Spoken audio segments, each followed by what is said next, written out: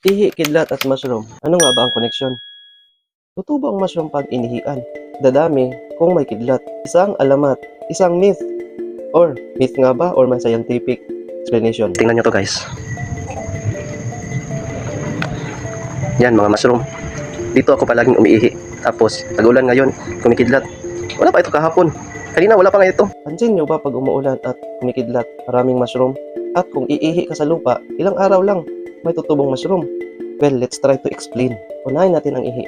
Ang ating katawan at ang ating kinakain ay may protina. At ang waste product ng protina ay tinatawag na non-protein nitrogen.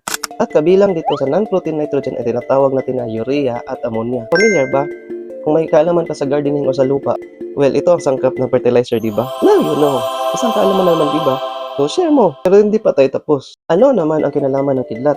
Ang electrical charges ng kidlat ay nag-i-stimulate ng growth enzyme at calcium ion para sa rapid growth ng fungi. Okay, i-link natin lahat para mabuo ang koneksyon.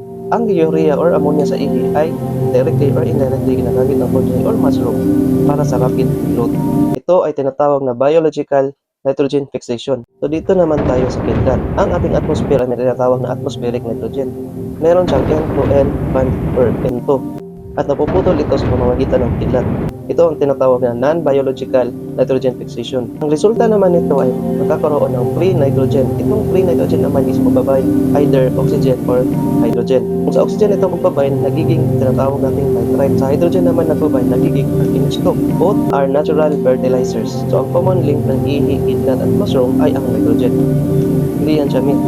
It's nature's way of recycling waste product into food. Pero take note, hindi lahat ng fungi or kabuti ay nakakabuti. Yung iba, capable of mind control. Sa laro yun at sa pelikula. No, totoo yan. May isang species ng fungi na capable of hijacking the nervous system. See you on next content.